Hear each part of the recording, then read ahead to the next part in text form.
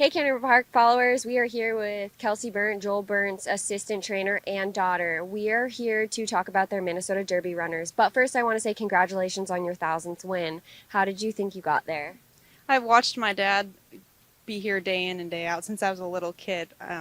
My earliest memories here at Canterbury and in Chicago, the Chicago circuit there, and I'm just so glad to be a part of this huge milestone for my dad and years and years of hard work and dedication. And he's missed out on a lot at home, and I'm really glad that his hard work has finally paid off. And it's just great that my whole family was here for it, and I hope one day I can make him proud.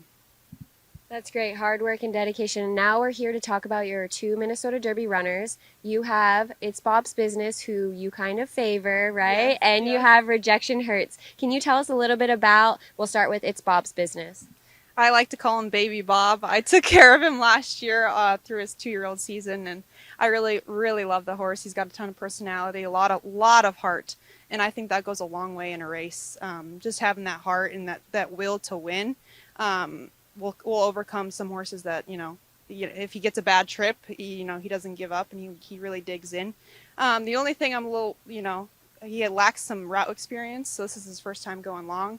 But we're really hopeful that he'll power through and with that big heart of his really get to the winner's circle.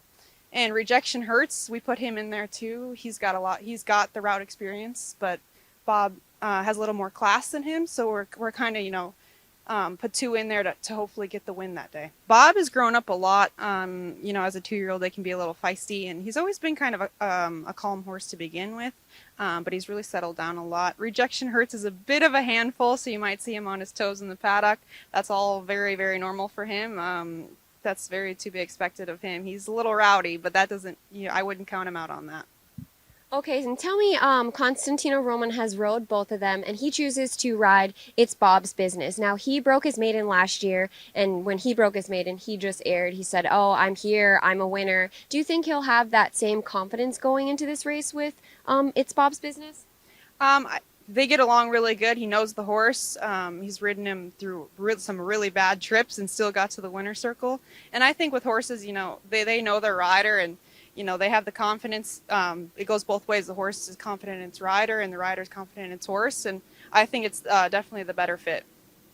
All right, Kelsey, now I've watched you day in and day out, back at the barn helping your dad. Where do you go from here? What are you looking for? What is the goal, your 5-year goal in this industry, perhaps?